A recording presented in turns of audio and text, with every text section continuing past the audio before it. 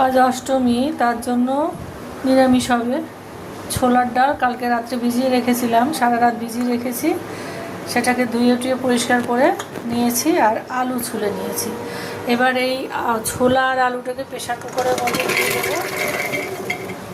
আর এর মধ্যে সামান্য একটু লবণ, হলুদ আর একটু গরম মশলা, এলাচ, দারচিনি, লবঙ্গ, এটা দিয়ে দেবো।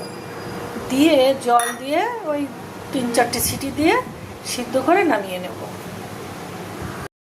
এবার আমি রান্নাটা বসাবো। আমার তো ছোলা আর আলু সেদ্ধ হয়ে গেছে আর মশলাটা করে নিয়েছি। মশলাটা করে মানে মিক্সিতে আমি শুকনো লঙ্কা, গোটা জিরে, গোটা ধনে আর একটা টমেটো দিয়ে ভালো করে মিক্সিতে পেস্ট করে নিয়েছি।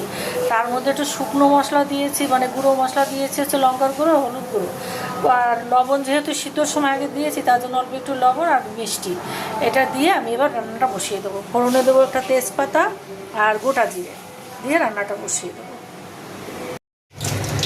কড়ায় তেল আর তেজপাতা দিয়েছি, এবার গোটা জিরে ফোড়ন দেবো। আর কোনো মশলা দেবো না, কারণ গরম মশলা তো আমি সেদ্ধর মধ্যে দিয়েছি, প্লাস বেটেও দিয়েছি, তার জন্য আমি আলাদা করে ফোড়নে কোনো মশলা দেবো না।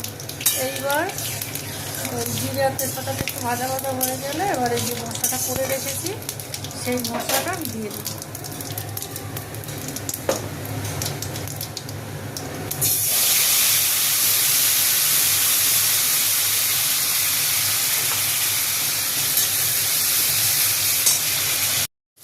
মশলা থেকে খুব সুন্দর করে তেল ছেড়ে দিয়েছে।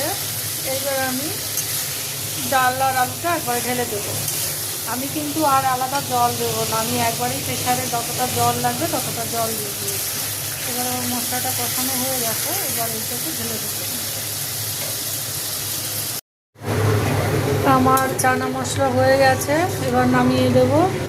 এরকম একটু পাতলা পাতলা নামালে একদম ঘন হয়ে যাবে পরে, এবার নামিয়ে দেবো। পুরো কমপ্লিট। সামান্য একটু ভাজা মশলা, মানে শুকনো লঙ্কা, গোটা জিরে, গোটা ধনে একটু গুঁড়ো করে ছড়িয়ে দিলাম, একদম নামমাত্র।